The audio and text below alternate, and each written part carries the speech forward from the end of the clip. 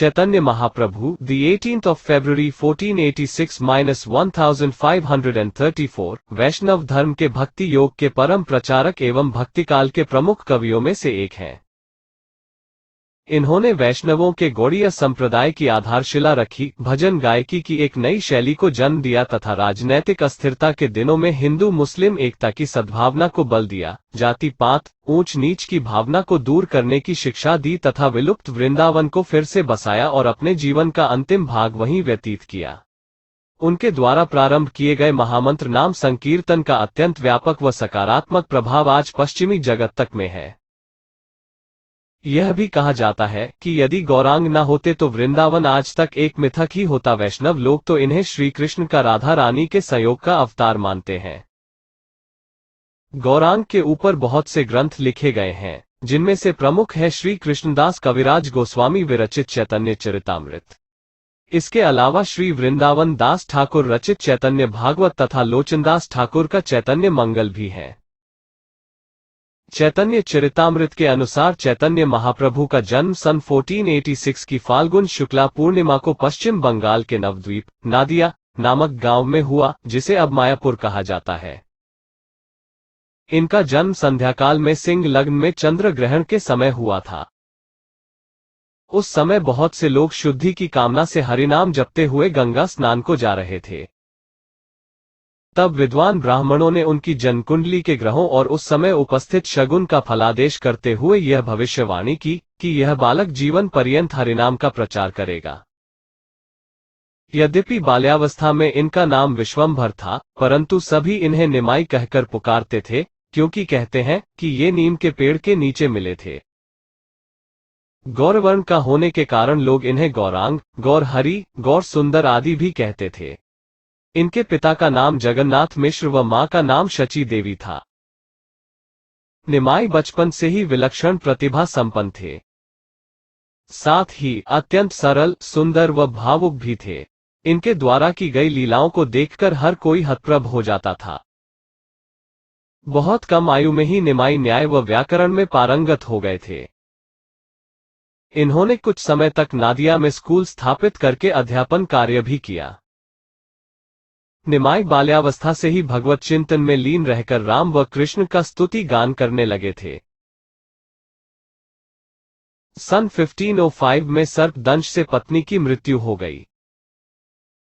वंश चलाने की विवशता के कारण इनका दूसरा विवाह नवद्वीप के राजपंडित सनातन की पुत्री विष्णुप्रिया के साथ हुआ।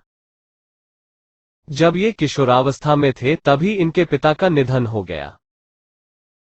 चैतन्य महाप्रभु ने लोगों की असीम लोकप्रियता और स्नेह प्राप्त किया। कहते हैं कि उनकी अद्भुत भगवत भक्ति देखकर जगन्नाथपुरी के राजा तक उनके श्रीचरणों में नत हो जाते थे। बंगाल के एक शासक के मंत्री रूप गोस्वामी तो मंत्री पद त्याग कर चैतन्य महाप्रभु के शरणागत हो गए थे।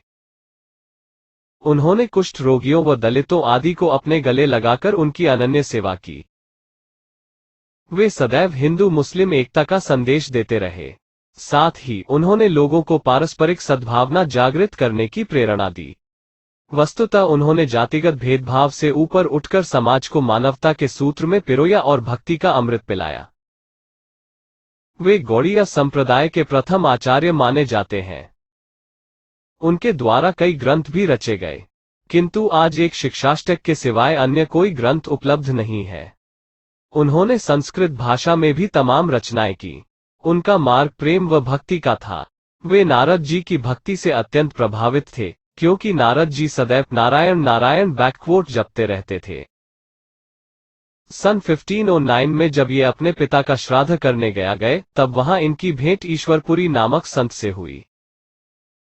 उन्होंने निमाई से कृष्ण कृष्ण रटने को कहा। तभी से इनका सारा जीवन बदल गया और ये हर समय भगवान श्री कृष्ण की भक्ति में लीन रहने लगे। भगवान श्री कृष्ण के प्रति इनकी अनन्य निष्ठा व विश्वास के कारण इनके असंख्य अनुयायी हो गए। सर्वप्रथम नित्यानंद प्रभु व अद्वैताचार्य महाराज इनके शिष्य बने। इन दोनों ने निमाई के भक्ति आंदोलन को तीव्र गति प्रदान की। इन्होंने अपने इन दोनों शिष्यों के सहयोग से ढोलक, मृदंग, झांझ, मंजीरे आदि वाद्य यंत्र बजाकर व उच्च स्वर में नाच गाकर हरि नाम संकीर्तन करना प्रारंभ किया।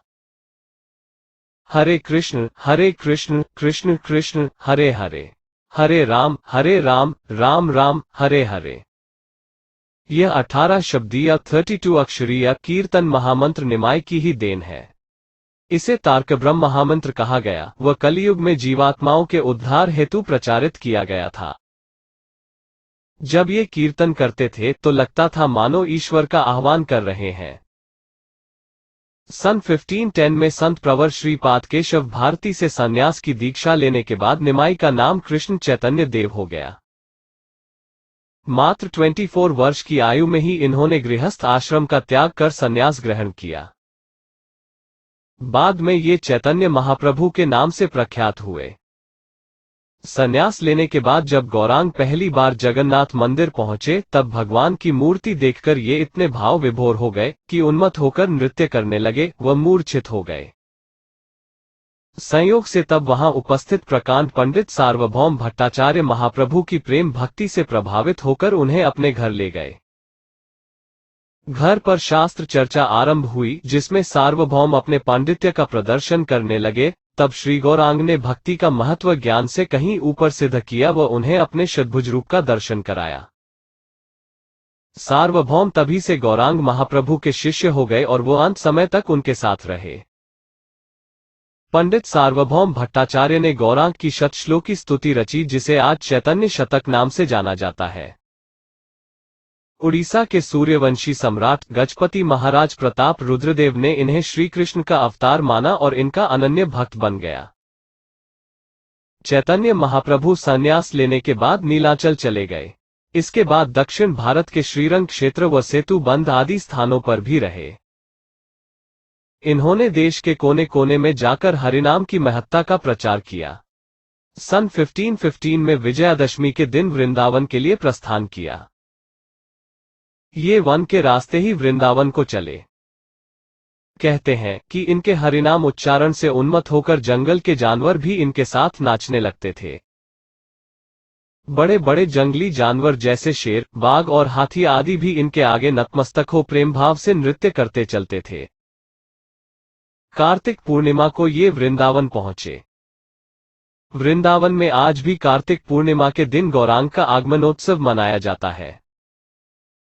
यहां इन्होंने इमली तला और अक्रूर घाट पर निवास किया।